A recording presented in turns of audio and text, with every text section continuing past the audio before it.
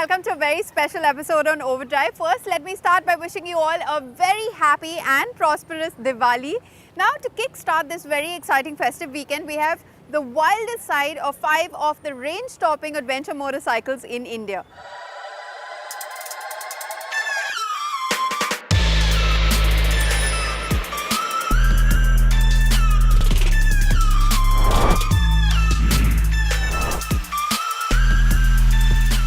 With their tall stance, plenty of ground clearance and exceptional seating comfort, adventure bikes have arrived and started dominating the motorcycle space across segments.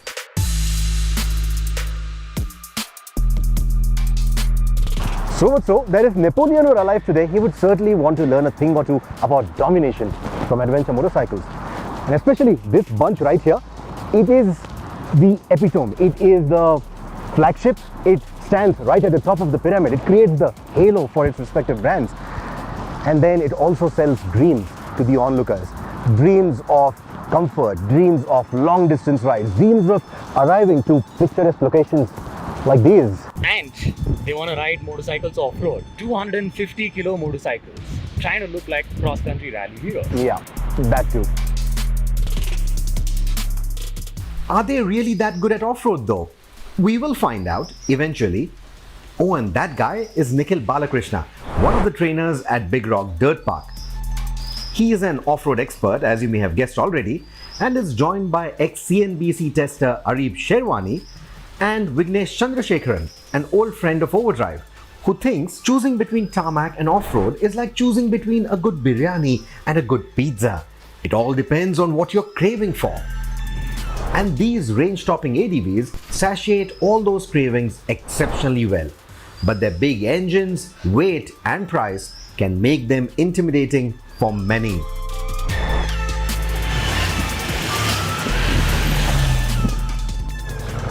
Not everyone who buys these motorcycles will go to the trails. You will be surprised at how many of these heavyweights will never hit the trails. They will stick to tarmac. And when it comes to tarmac, the Multistrada owns it.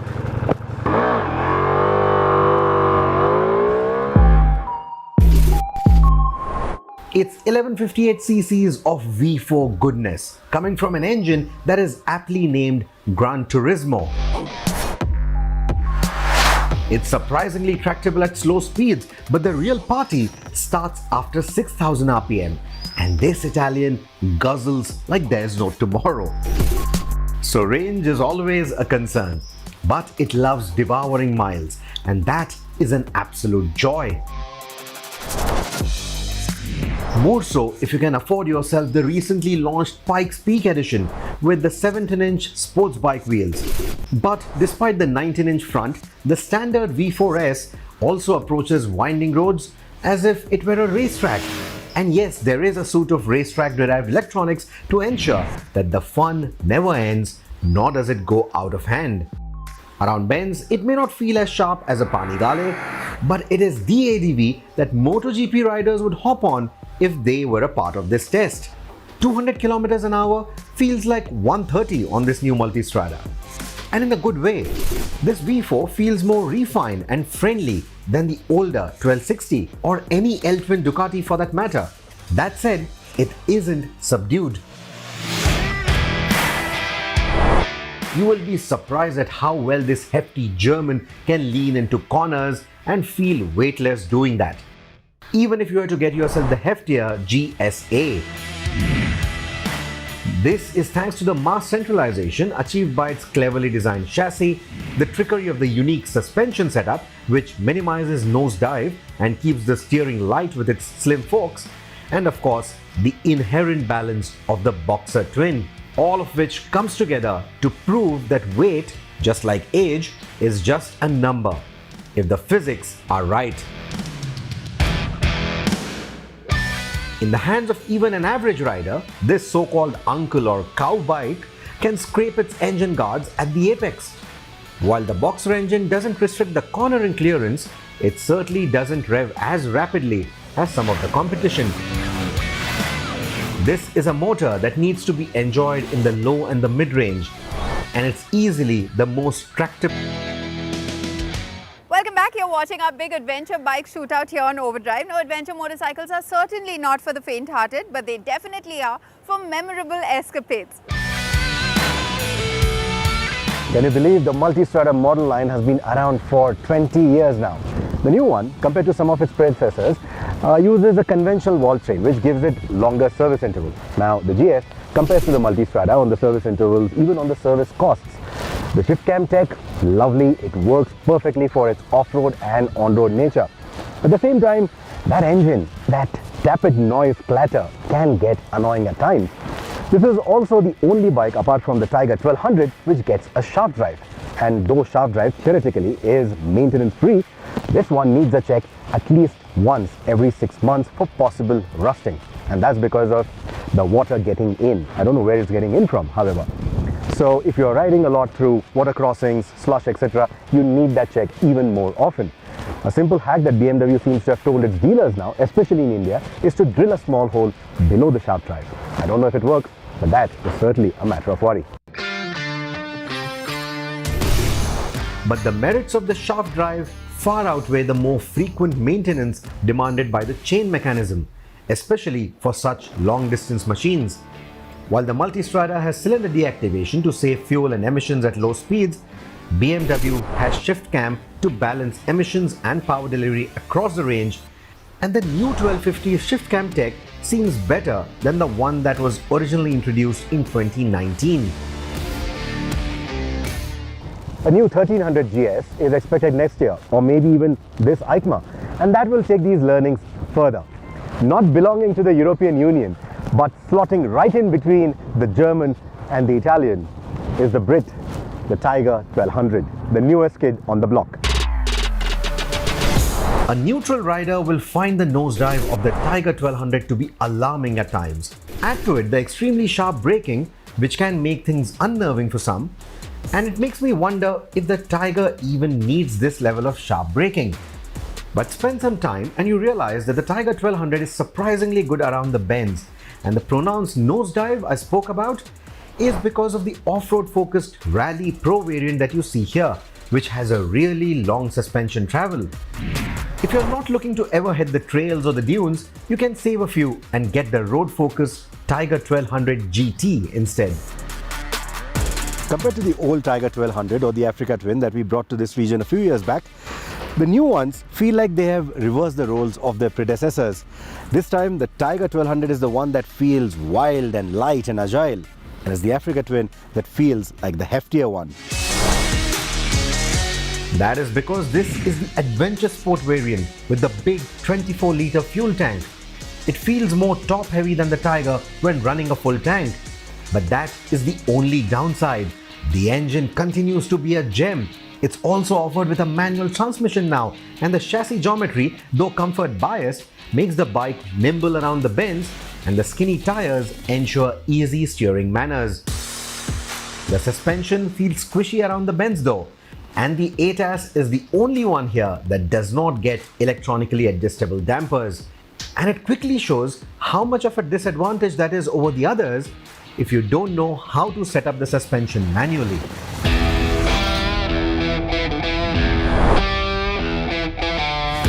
Moving on to the Harley-Davidson Pan America, a surprise package of sorts. It has the raciest engine that I've ever sampled on a Harley. And though the ergonomics are a bit cruiser-like, it can do some seriously quick speeds on the straights as well as the corners. But to enjoy it at speed, one needs to up their game and compensate for the heavy weight of the motorcycle, which may not be everyone's cup of tea. The Pan America is best enjoyed out on the highway. All of Harley-Davidson's cruiser learnings shine through on this motorcycle, making it a nice, comfortable, laid-back mile muncher. Laid back in terms of the ergonomics, but that engine is one punchy motor. I really like it. The other bit I like is what they've done with the semi-active suspension, the way they've tuned it, and a few tricks that they have up their sleeve for this setup. It works like a charm on the Indian highways, but it also has some tricks out here on the off-road. But we'll come to that in a bit.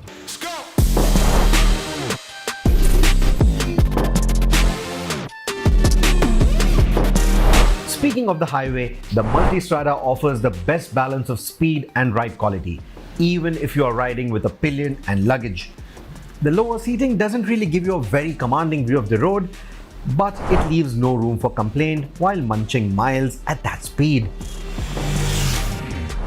The Africa Twin offers the better seating comfort than its predecessor, but it doesn't quite match up to the comfort levels of the competition.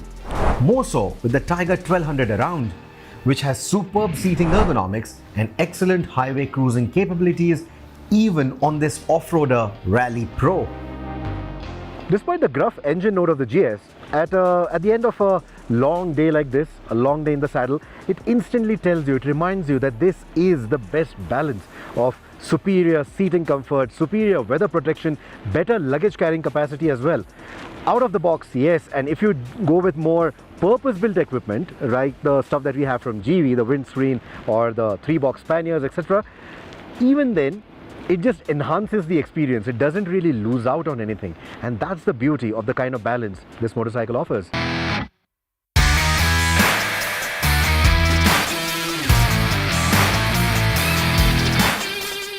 All the motorcycles you see here have their own proprietary luggage systems as well. But what we've done is we've gone with the more conventional options from GV. The reason for that is this actually works out better.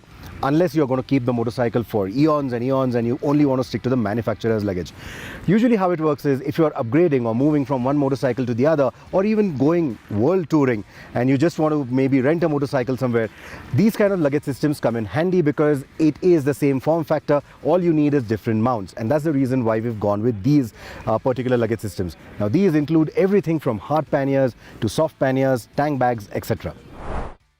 All this is good, but now can we remove all of the luggage, keep the protective parts on and go off-roading?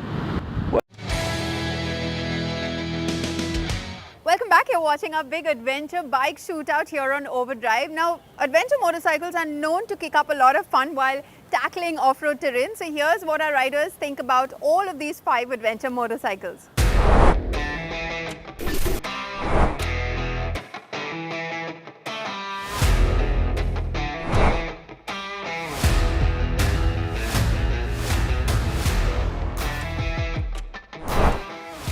So Nikhil, let's begin with you and the Tiger 1200. You've been having a lot of fun with all the motorcycles, of course, but also jumping a lot with the newest kid on the block, that's the 1200. So what has been your pick for the off-road bit? Let me start off with the bottom order. That would be the Harley. It is definitely torquey. It's got the torque to keep chugging along. But the main problem with that, I feel, is the front end. The front end is very heavy. So anytime I want to do some technical stuff, it just slides or it just gets stuck. So with that regard, I would say it's somewhere close to an adventure motorcycle, but not really a really good one. But it can get you places where other Harleys can't get you. Next would definitely be the Ducati. Now the Ducati is very powerful, very nimble as well, especially on tarmac. The same thing goes when we take it off-road as well, but only to a certain extent. Same thing there as well. If I want to do slow technical stuff in that, the front definitely feels a little bit more heavier, but it definitely has very good capabilities to, of course, changing up a few bits and pieces here and there, making it suit to the rider the way he rides. I'm sure it is as capable as the Tiger or the Africa Twin.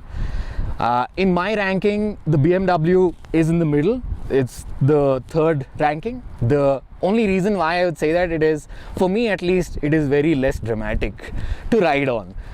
But it is the most easiest machine to ride on off-road. It's very balanced. The power delivery is very linear. It's very manageable. It goes where you want to. The most common phrase that everybody talks about or says when you ride a motorcycle is look where you want to go, and this thing will go where you are looking at. So in those terms, for anybody who's picking up an adventure motorcycle and that's their first motorcycle, or that's their first big motorcycle, then the BMW is definitely something that they need to look out for because it's very easy to ride. Next comes a close second, the Tiger, for sure. It's powerful. It's got all the knickknacks that it needs to send you to the moon if you're brave enough. And it definitely has that maneuverability even at slow speeds. The one thing that I didn't like about the Tiger in slow speeds is if you don't keep the rev set at a little higher, it tends to bog. Not bog, but stall. It happened to me. I'm sure it could happen to anybody as well.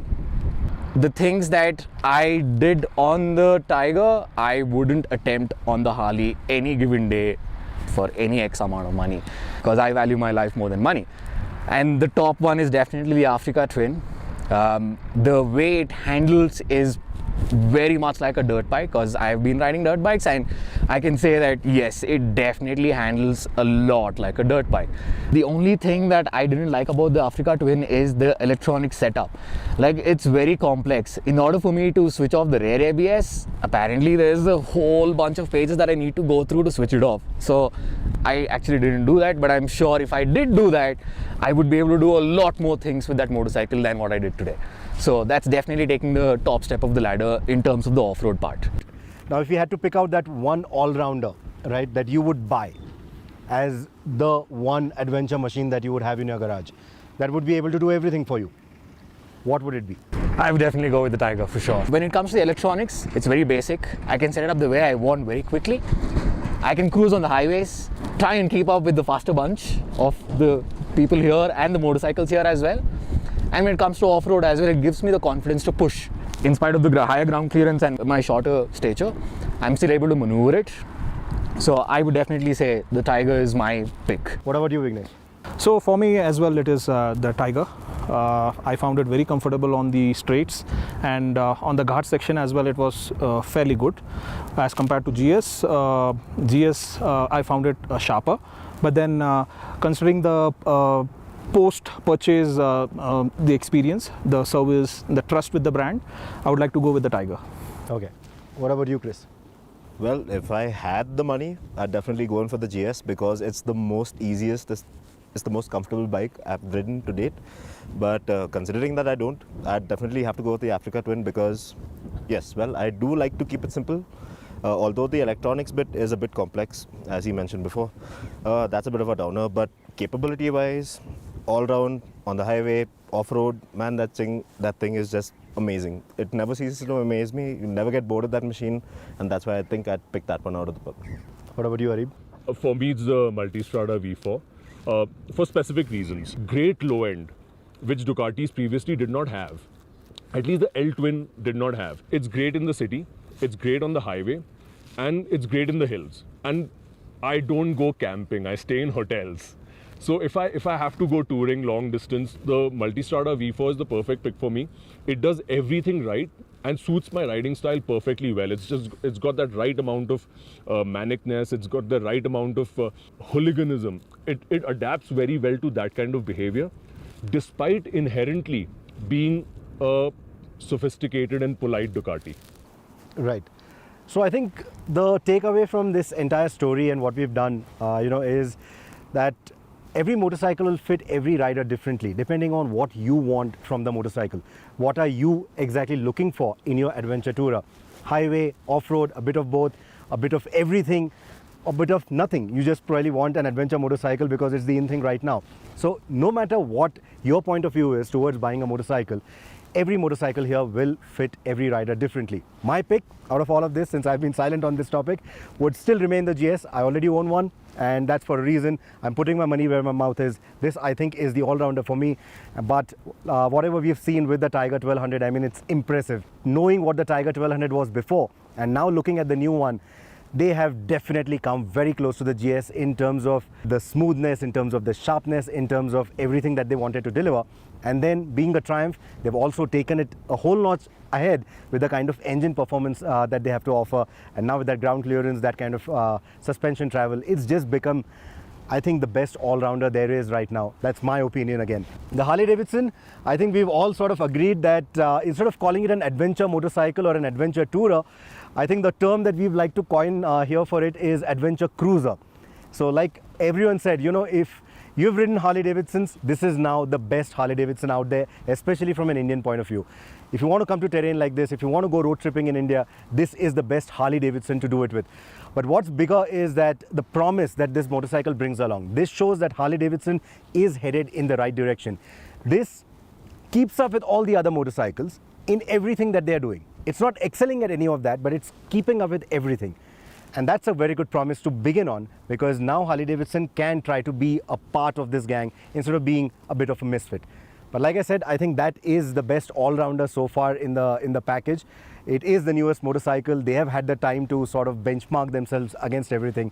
And I think Triumph have delivered. But we are not here to pick out a winner. We are here to show you what every motorcycle can do. And now the picking up is something that you have to do. The informed choice is something that you have to make.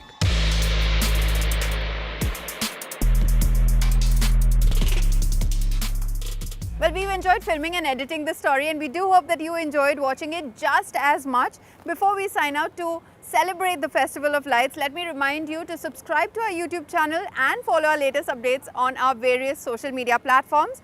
Have a great weekend. Punjab and Sindh bank की तरफ से आपको